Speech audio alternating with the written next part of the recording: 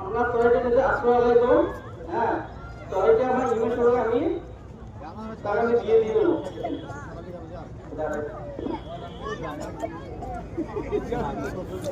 আমরা এখন থেকে এসেছি।